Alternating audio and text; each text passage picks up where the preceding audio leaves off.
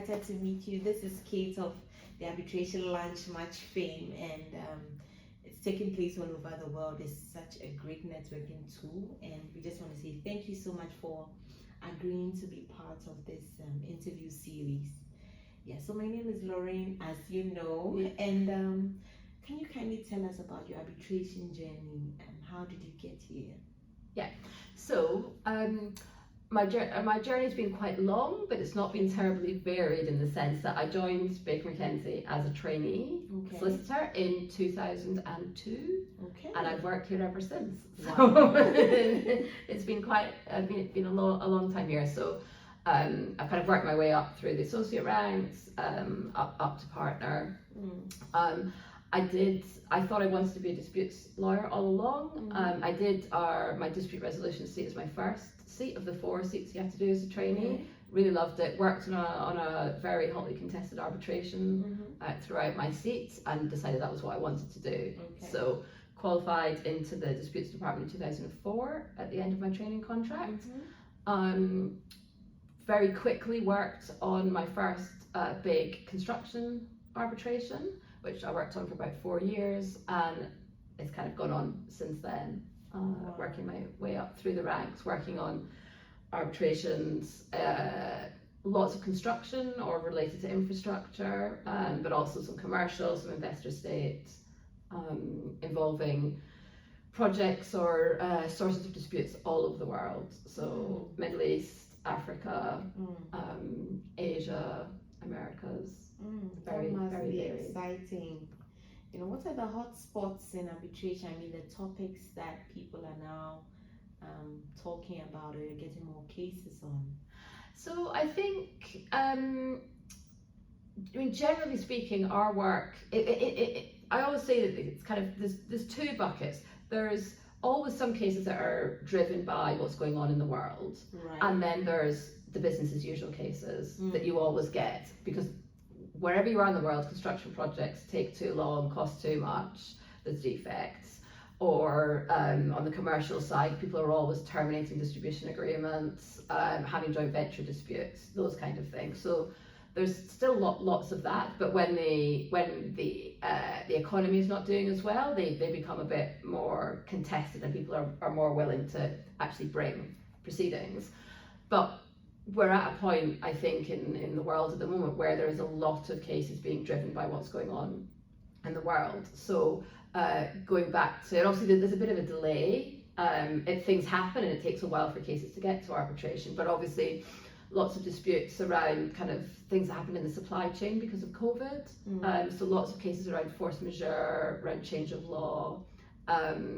But for example, in a construction context, that's usually just one of the, or 2 of the causes of delay on the project. There's all the usual causes of delay, for example, as well.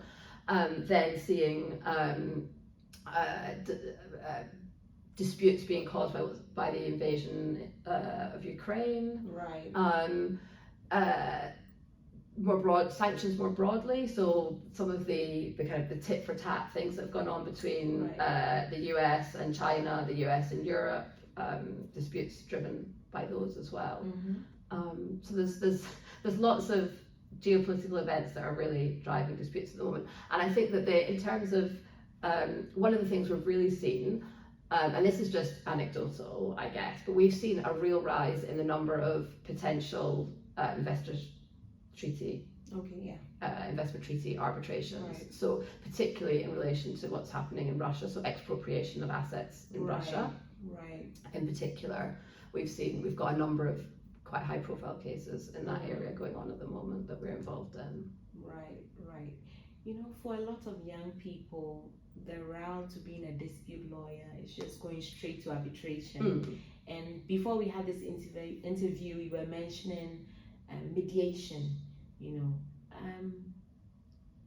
what's in mediation? Is there real work there?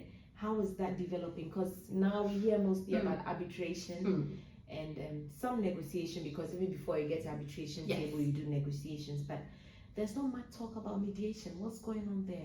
So, I mean, I've been involved in mediations probably throughout my whole career, Okay. but it's really really just in the context of having a kind of third-party facilitator facilitating settlement discussions. Right. So they're used here. They're very common in the UK, and there's in London there's a really sophisticated market that's developed of full-time mediators. So like we have full-time arbitrators, there are full-time mediators. So they're often law firm partners who've either retired or have decided they want to do it full-time. There's lots of training, because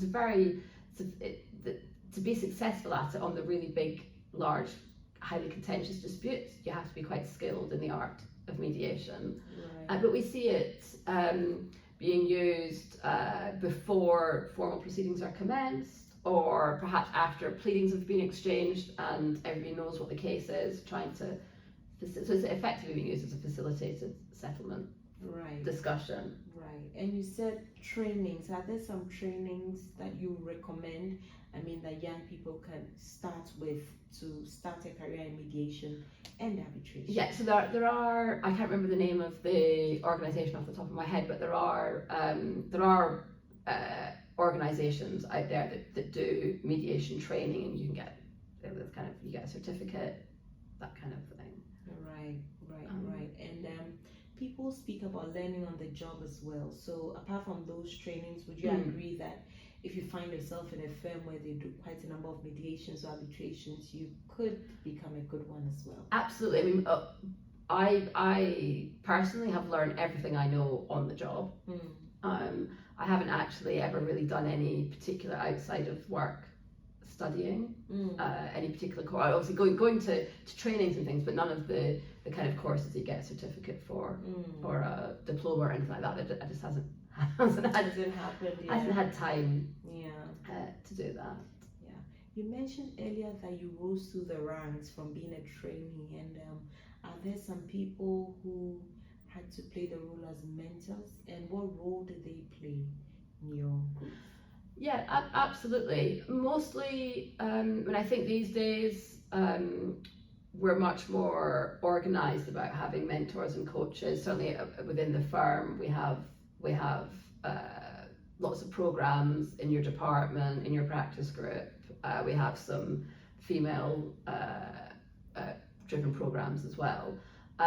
When I was an associate, it wasn't as formally organised.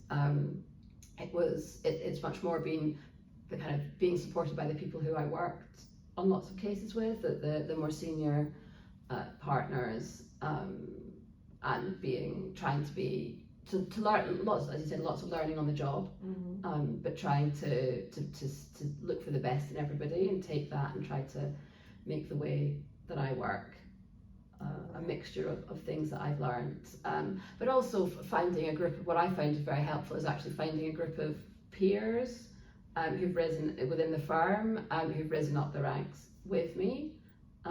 It's still, particularly in disputes, it's still at the kind of senior levels of partnership, it's still significant majority of male partners, even in a kind of forward-thinking law firm like Baker's, and in London generally. So there's a lot of, particularly in recent years, I found a lot of support from peers within the firm, but also externally within the arbitration community in London. There's a real growing group of kind of female arbitration counsel and arbitrators kind of my age who are supporting each other, and that's obviously one of the things that the desires that drives things like Arbitration Lunch Match is to we've really helping build that community in London and across the world. Right, and the impact of the lunch match has been great, because in some countries there are arbitration practitioners in different firms, but they may not know each other, they may not be relating with each other, but the lunch match kind of brings them together, and then they get to form a network where they grow together. Have you received some positive feedback about the lunch match? What are some of the things? Absolutely. So I mean, I think for a start, just look at how popular it's become. So even in London, where there are lots of opportunities for people to get to know each other, one of the issues we have is that it's always on such a large scale that at any level of your career, you go to an arbitration event in London and there's hundreds of people there, and it's very hard to meet people. So what's been really attractive, I think, is because they're small lunch groups. People are really, and we've done a couple of one follow-up event where we invited everybody who'd attended the lunch in London so far to come for a drink and meet each other. And we're looking now at what we can do, because we've to harness this big group of women that we've gathered in London. But I mean, last time we had over 200 people and 200 women in London take part in the lunches.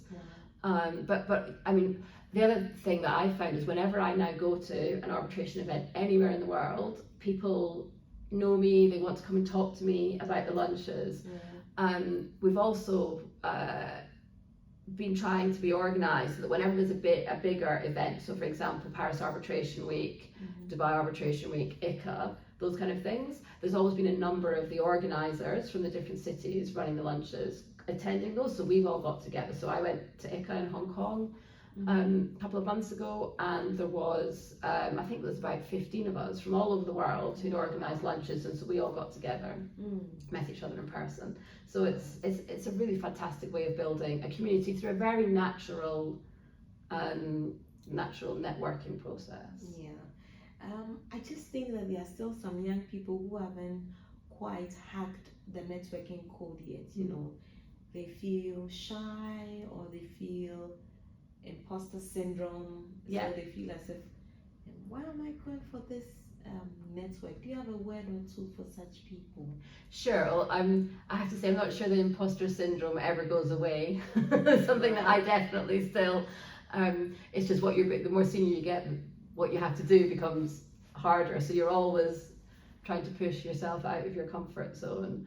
I think what I would say is, I think it helps going to events, whether it's a seminar or a pure networking event, with a purpose. So have a think about, what are you going there to try to achieve? Is it to meet some other people? And so when you go into the venue, finding someone to talk to, look if there's attendance list in advance, trying to think about who is it you're going to try to speak to give you, rather than just standing in the corner and not knowing what to do.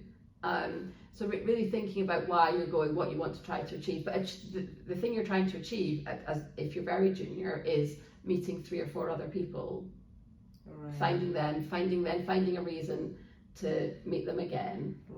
So just being quite deliberate about what you're doing, but kind of taking baby steps towards whatever it is that is just slightly outside of your comfort zone, because then your comfort zone keeps expanding. Right. We're getting to the end of the interview, and I'd just like to find out from you 3 things that you like to tell young upcoming arbitration practitioners, especially ladies, as you're a lunch match woman. Yes. I would say 3 things. I would say be open to opportunities. Yes.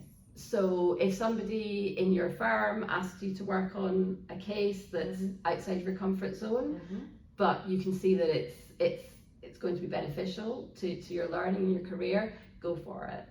So look for opportunities and take them up would be the first thing.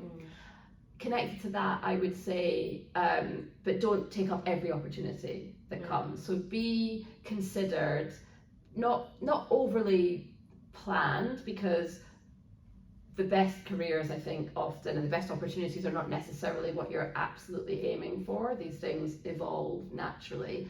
But so don't take up every opportunity, because you do need to be, as I said, you need to be deliberate about what you're doing. And then the third thing I'd say is try to build a network of peers. So if you're a junior lawyer, try to find other junior lawyers in your city, your country, that are interested in what you're doing. Learn from each other, and then always have a circle. Try to have a circle of contacts that lift the next step up from you, so you can keep working. Obviously, it's amazing if you can find the opportunity to get some advice from some of the really well-known arbitration practitioners in your country, but it's also important to meet peers who you can grow up through the ranks with together. And our peers have more time exactly to spend with us. Exactly. Thank you so much, Kate, for joining You're us for welcome. this interview. If you're not doing arbitration, or you're not at work, or you're not on a mediation call, what are you doing? What am I doing? Usually running around chauffeuring my children from one place to another. Right. So I have an First 11-year-old. class driver, aren't Yeah. you? I have an 11-year-old and a nearly 14-year-old. So they have Okay. busy lives at school and outside of school. So mostly spending time with them. Right. Thank you so much, Kate. You're and do welcome. have a blessed day. Thank you you. for joining us with this interview, and we will see you another time. Thank you, Lauraine. Done. Bye.